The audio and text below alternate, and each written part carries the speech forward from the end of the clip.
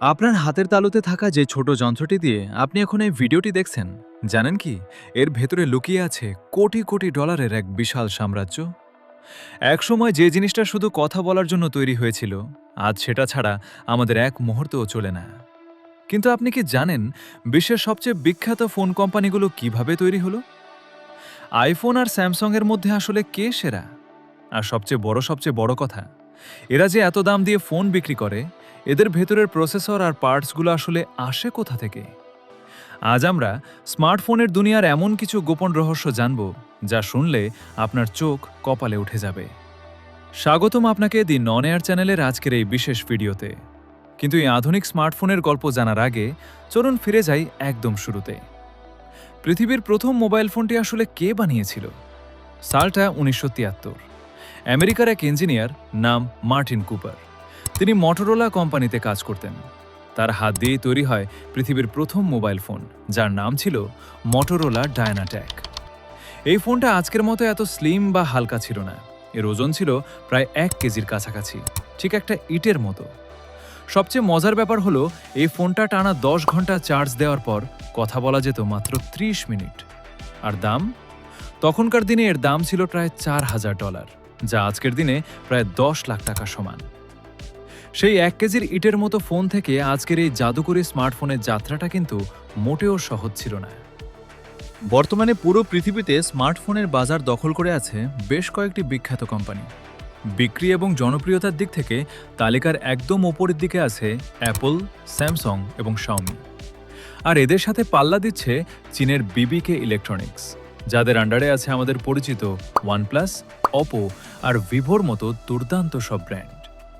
আপনি হয়তো জানেন না, আমেরিকার কোম্পানি অ্যাপল শুরু হয়েছিল 1976 সালে একটা ছোট গ্যারেজ থেকে। আর আজ তাদের কোম্পানির মোট মূল্য প্রায় $3 ট্রিলিয়ন, যা বিশ্বের অনেক দেশের পুরো বছরের আয়ের চেয়েও বেশি।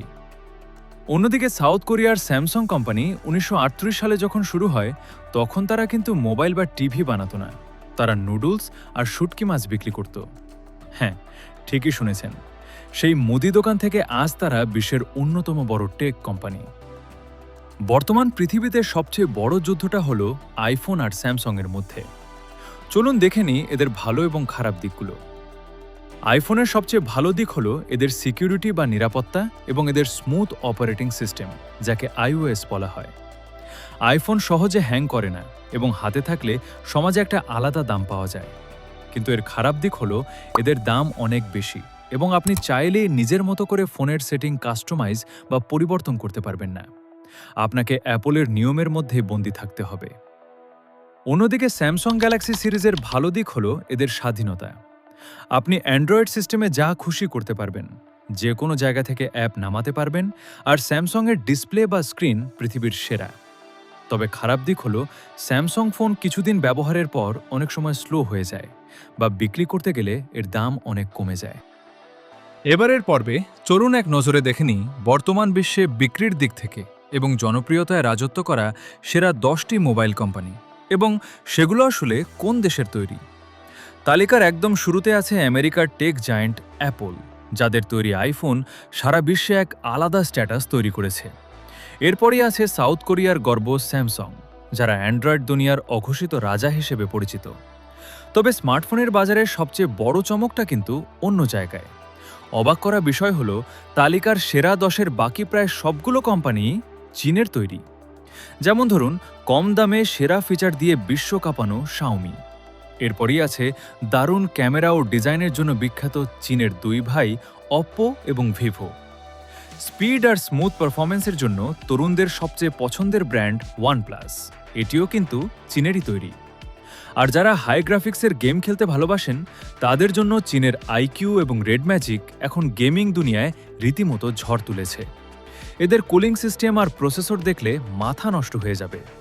আর সবশেষে বর্তমানে অল্প দামে দারুণ সব ফোন দিয়ে হু হু করে বাজার দখল করা টেকনো ব্র্যান্ডটিও কিন্তু চীনের। একবার ভেবে দেখুন, আমেরিকার আইফোন আর সাউথ কোরিয়ার স্যামসাংকে টেক্কা দিতে চীনের একাই এতগুলো ব্র্যান্ড সারা পৃথিবীতে কিভাবে রাজত্ব করছে। এবার আসি সবচেয়ে চমকে যাওয়ার মতো তথ্যে। আপনি কি জানেন এই বড় বড় কোম্পানিগুলো তাদের ফোনের পার্টস কোথা থেকে নেয়? শুনলে অবাক হবেন। আইফোন আর স্যামসাং বাজারে একে অপরের সবচেয়ে বড় শত্রু হলেও আইফোনের অনেক দামি স্ক্রিন বা ডিসপ্লে কিন্তু স্যামসাং নিজেরাই তৈরি করে দেয়। আর ফোনের সবচেয়ে গুরুত্বপূর্ণ জিনিস অর্থাৎ প্রসেসর বা ব্রেন তৈরি হয় তাইওয়ান নামের একটা ছোট্ট দেশে।